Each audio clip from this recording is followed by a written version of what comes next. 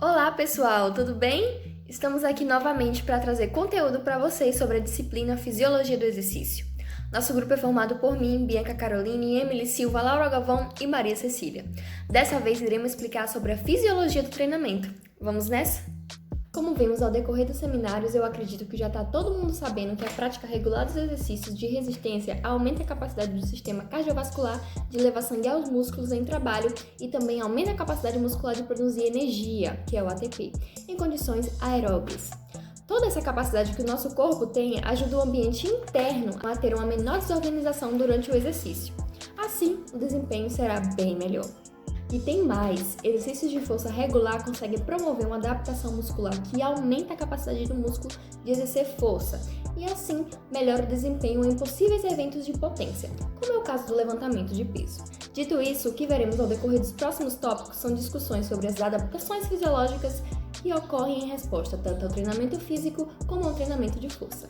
Então, nós veremos como tudo isso que já foi discutido anteriormente é afetado pelos programas de treinamento. As adaptações associadas às melhorias no desempenho submáximo prolongado estão à parte das alterações fisiológicas que promovem o aumento do volume máximo de oxigênio. O motivo é que o volume máximo de O2 está estreitamente ligado à capacidade máxima do sistema cardiovascular de levar sangue aos músculos que estão trabalhando. Essa capacidade de sustentar um exercício submáximo por um tempo prolongado está mais associada à manutenção de homeostasia da fibra muscular, e isso é decorrente das propriedades bioquímicas específicas dos músculos que estão trabalhando. Veremos também a fisiologia do desenvolvimento da força, porque como o treinamento de resistência causa adaptações musculares que podem conflitar com adaptações associadas aos programas de treinamento de força, vai ser discutido como a questão do treinamento de força e de resistência concomitante resulta no comprometimento do aumento da força muscular em comparação ao treinamento de força isolado. Então, para tudo fazer mais sentido e se encaixar direitinho, vamos começar com a introdução aos princípios do treinamento. E para isso, fique com a nossa colega Laura, e daqui a pouco eu volto. Toda atividade necessita de regras para sua organização, e na atividade física não é diferente. É com esse intuito que vamos conhecer os princípios do treinamento. Esses princípios, eles norteiam qualquer programa ou atividade física, desde uma simples caminhada até uma corrida, ou então um treino de futebol. Seguir esses princípios é uma condição indispensável para que a atividade ela se torne proveitosa e saudável.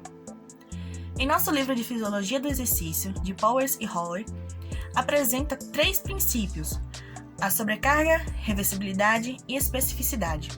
Mas vamos conhecer também mais 2 princípios, o da individualidade biológica e o da continuidade. Toda atividade necessita de regras para sua organização, e na atividade física não é diferente. É com esse intuito que vamos conhecer os princípios do treinamento. Esses princípios, eles norteiam qualquer programa ou atividade física, desde uma simples caminhada até uma corrida, ou então um treino de futebol. Seguir esses princípios é uma condição indispensável para que a atividade ela se torne proveitosa e saudável. Em nosso livro de Fisiologia do Exercício, de Powers e Holler, apresenta 3 princípios: a sobrecarga, reversibilidade e especificidade. Mas vamos conhecer também mais 2 princípios, o da individualidade biológica e o da continuidade. O primeiro princípio que vamos conhecer é o da sobrecarga. Este princípio estabelece que para adquirir uma boa aptidão física, o organismo precisa ser submetido a esforços cada vez maiores, mais intensos, por um tempo maior ou ainda em maior frequência, de tal maneira em que possa provocar no organismo reações de adaptação que acarretam a melhoria da aptidão. O aumento dessa sobrecarga ele pode ser obtido através de 3 fatores: frequência, volume e intensidade. A frequência é o aumento do número de treinamentos em uma semana. O volume é o aumento da distância, do número de repetições ou do tempo de duração do exercício. E a intensidade é o aumento da velocidade, da carga ou também da diminuição do tempo de descanso entre a execução de uma série de exercícios para outra. O princípio da reversibilidade ele vai complementar o da sobrecarga, possibilitando uma maior compreensão das consequências e da ausência de regularidade em um programa de atividades físicas. Ou seja, o ganho de condicionamento vão ser rapidamente perdidos quando o treinamento for interrompido. Outro princípio é o da especificidade, que vai determinar que cada atividade física tenha suas próprias características, suas possíveis adaptações e seus estímulos, os quais o organismo vai ser submetido, criando efeitos paralelos específicos. Ou seja, o treinamento específico para músculos, tipos de fibras recrutadas, principal sistema de fornecimento de energia envolvido, velocidade de contração e o tipo de contração muscular. Os outros dois princípios que vamos conhecer, como eu já disse antes, são os princípios da individualidade biológica e o da continuidade. O princípio da individualidade biológica, vai ser o princípio que estabelece que cada pessoa é um ser individualizado. Ou seja, que não existem duas pessoas iguais. Em termos de condicionamento físico, isso significa que o mesmo exercício, na mesma intensidade, duração e frequência, vai ter diferentes efeitos em cada corpo.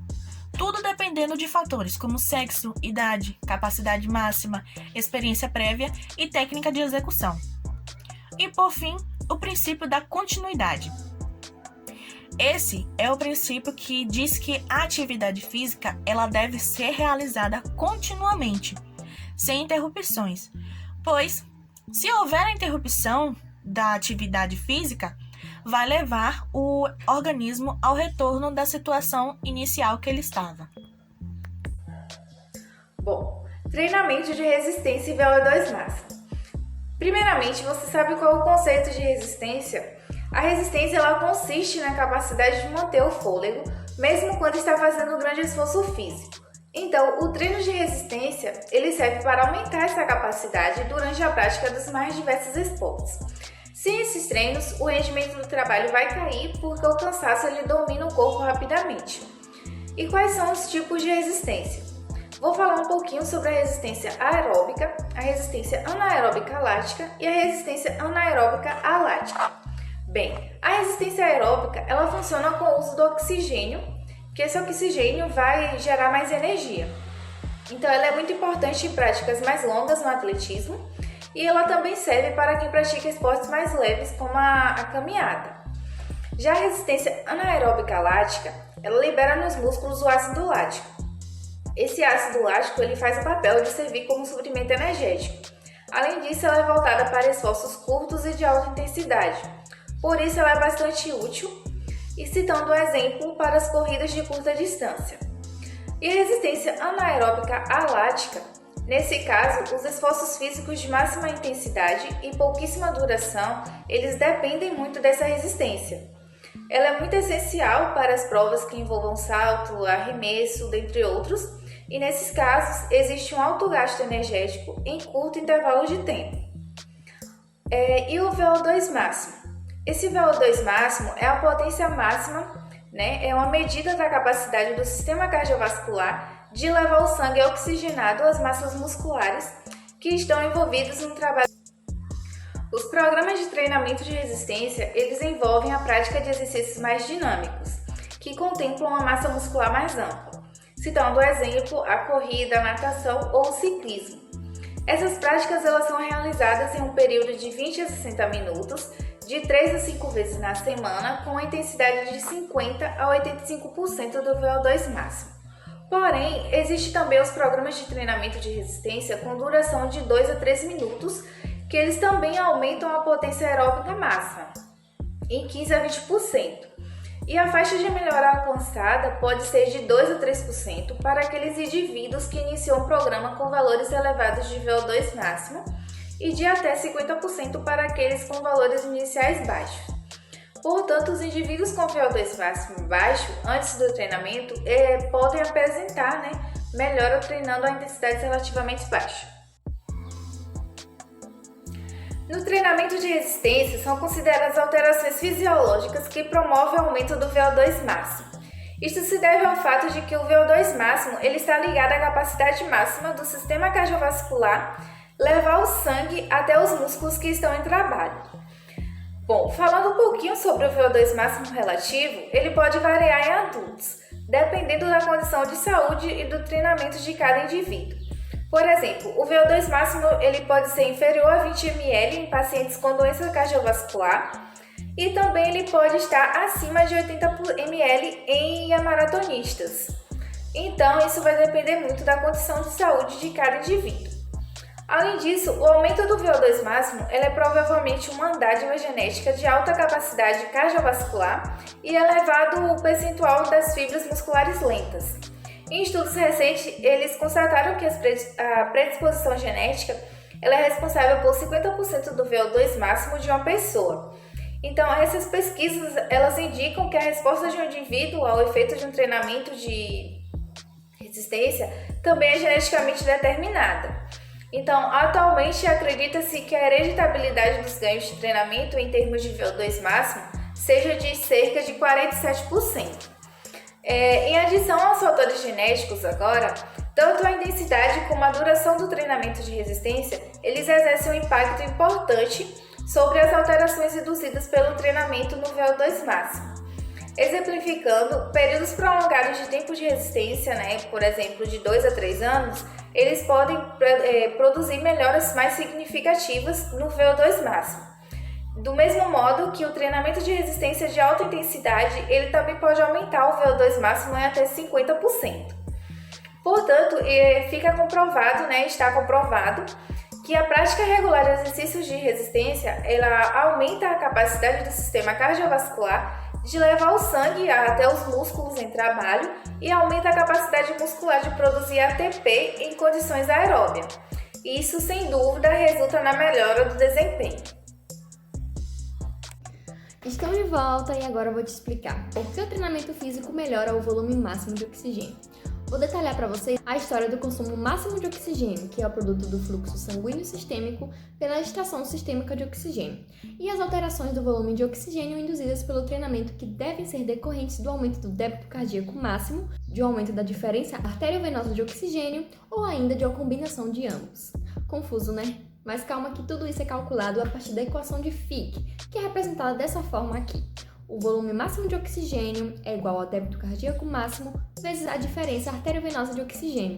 Já foi visto que o débito cardíaco é determinado pelo produto da multiplicação da frequência cardíaca pelo volume sistólico, e também que a diferença arteriovenosa de oxigênio é uma medida da quantidade de oxigênio removida do sangue arterial e usada pelos tecidos. Então, a equação determina que os aumentos do volume máximo de oxigênio induzidos pelo treinamento podem decorrer de um débito cardíaco aumentado da diferença arteriovenosa aumentada ou aumento tanto do débito cardíaco como da diferença. Bom, segundo estudos, o treinamento com exercício de resistência melhora o volume máximo de oxigênio por aumentar tanto o débito cardíaco máximo como a diferença arteriovenosa. E continuando, os estudos sobre treinamento de resistência com jovens sedentários sugerem que cerca de metade do ganho do volume máximo de oxigênio se deve aos aumentos do volume sistólico e metade à extração aumentada de oxigênio. Mas a dimensão da contribuição de cada vetor para as melhoras do volume máximo de oxigênio induzidas pelo treinamento varia em função da duração do mesmo. Nessa tabela aqui, podemos observar que depois de 4 meses de treinamento de resistência, os indivíduos envolvidos apresentaram um aumento máximo de oxigênio de 26%. Esse aumento induzido pelo treinamento também resultou em 10% da elevação do débito cardíaco máximo e também do volume sistólico.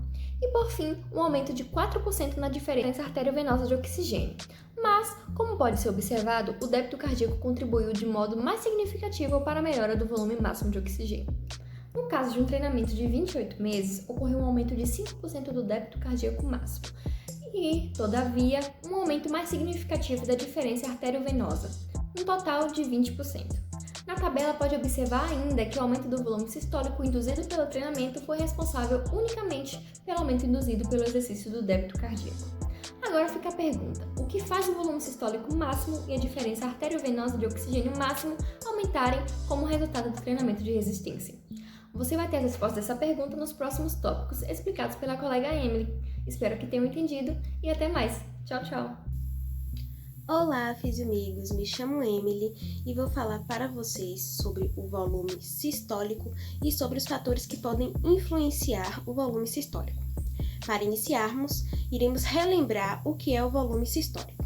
Bom, o volume sistólico é a quantidade de sangue ejetado do coração a cada batimento, ou seja, é a diferença entre o volume diastólico final e o volume sistólico final.